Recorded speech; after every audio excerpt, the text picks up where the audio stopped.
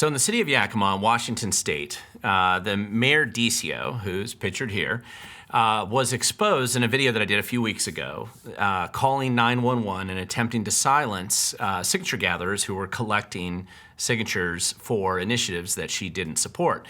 And she was calling them far right-wing signature gatherers. And on that 911 call, one of the things that that was included in that call that she had made was she had also provided her personal cell phone number, which clearly showed that she was doing city work on behalf of the city in her capacity as mayor, which she repeatedly identified herself in that 911 call. And she did it and was using her cell phone to conduct official business, her personal cell phone.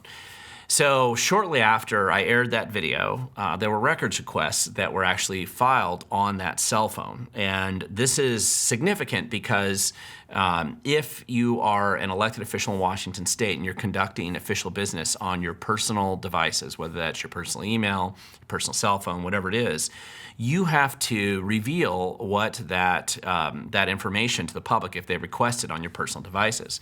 But it makes it much harder for anybody to know that you're doing that when you're using a personal cell phone, whereas they can request information on like a city-issued phone, which she had, but she chose not to use it. So what was interesting is that shortly after people started filing records requests, she tried to cancel her phone or shut it down. And so there's an attempt apparently to cover up records and conceal from the public there's a variety of things that they're going to want to know. She's going to try to cover up the text messages that she's been getting.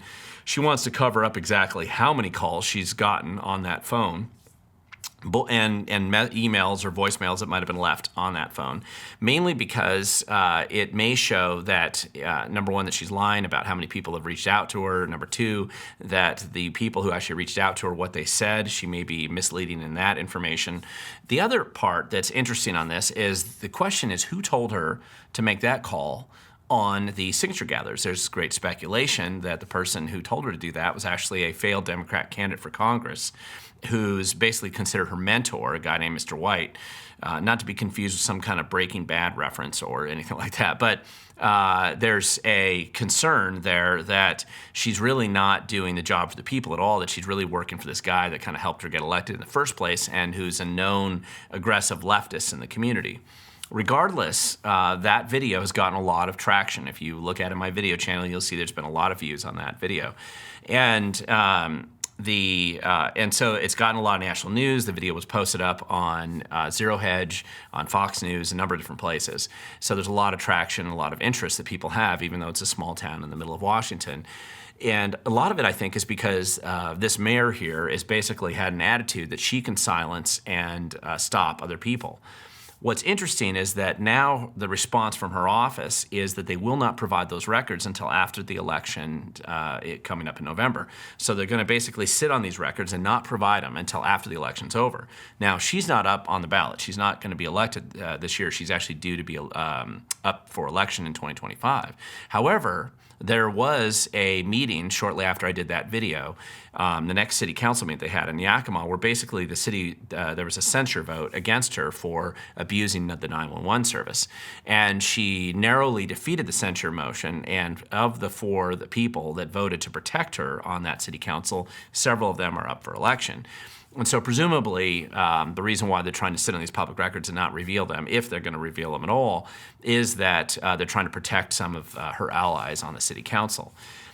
This is an important story to watch because this is an elected official who knows what she's doing and is using her office, attempting to use her office to silence those with whom she disagrees in her community, even in Eastern Washington, even in a conservative part of the state, because this is what happens when bad people get into office.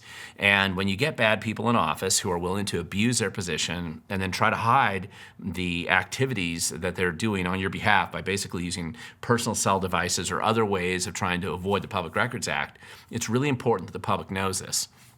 It's important that we know the truth about what's actually going on. And again, the cover-up is always worse than the crime. So we'll learn more. I just wanted to give this update. A lot of people have been asking me. I've been getting a lot of messages on this issue, and I just wanted to give you the quick update of where things stand right now. It's kind of a holding pattern as people are requesting a lot of records, and we're going to find out exactly, I think, eventually, what this mayor's up to and exactly what she's doing. And if nothing else, this has at least woken up the public to the fact that a lot of these established people Once they get in office, they're just happy to abuse their position to try to silence people with whom they disagree. So I hope that you enjoy this update for now. Let me know what you think. Send me your comments down below. I try to respond to as many of them as possible. And then just remember, the future only belongs to those who show up. So get out there, show up in your local community, and try to make a difference.